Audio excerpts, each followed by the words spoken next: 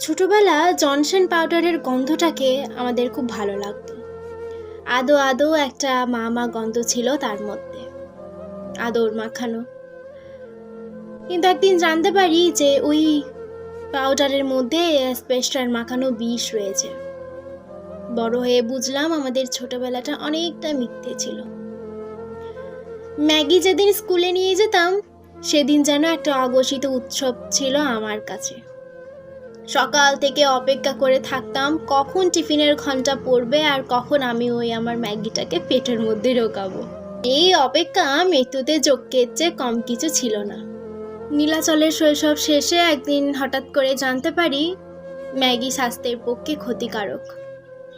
ওই হলুদ প্যাকেট, হলুদ পাখি সবটাই যেন তখন মিথ্যে ছিল, ওই চাঁদের চরকা কাটার বুড়িটার মতো। বড় হয়ে বুঝলাম আসলে রূপকথা বলে কিচ্ছু হয় না, সবই গর্ত, বড় বড় খাদ। স্কুলে সবচাইতে ভালো পড়াশোনা করতো যে মেয়েটা, যার সবার আগে একটা চাকরি পাওয়ার কথা, সে এখনো চেষ্টা চালিয়ে যাচ্ছে।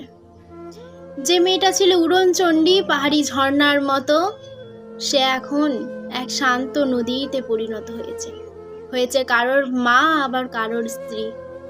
যে প্রতিবার অঙ্কে ফেল করে চোখের জল ফেলতো বেঞ্চের ওই কোণাটায়, যেখানে কেউ বোধহয় কম্পাস দিয়ে লিখে রেখেছিল D+A, সে এখন কেন্দ্রীয় সরকারের চাকুরিজীবী।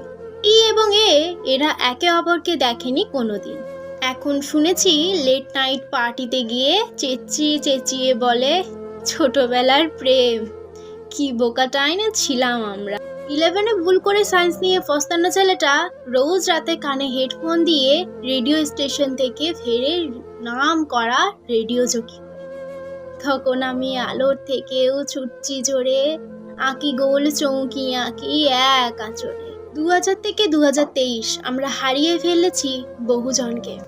আমরা বুঝতেও পারিনি ইতিমধ্যে আমাদের বহুজনের সাথে শেষ দেখাটা হয়ে গেছে। কখনো বা স্কুলে, কখনো কলেজের ক্যান্টিনে, কখনো পাড়ার মোড়ে মোমোর দোকানে, আবার কখনো বা মাঝরাতের ভিডিও কলে। আরিফ সিনেমাতে একটা ডায়লগ ছিল কিছুটা এইরকম যে প্রত্যেক দিন প্রত্যেকটা মুহূর্তে আমরা নিজেদের অজান্তেই মৃত্যুর দিকে এগিয়ে চলেছি। আমরা নিজেরাও জানতে পারি না আমাদের কোন দিনটা হচ্ছে শেষ তারিখ।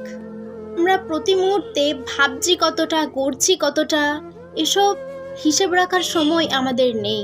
কখনো যদি আবর্তন গতি বন্ধ হয়ে যায়, মনে হয় মহাকাল এসে আমাদের বলে যাবেন ওরা কেউ বদলায়নি, মানুষটাকে ওরা বদলে দিয়েছে।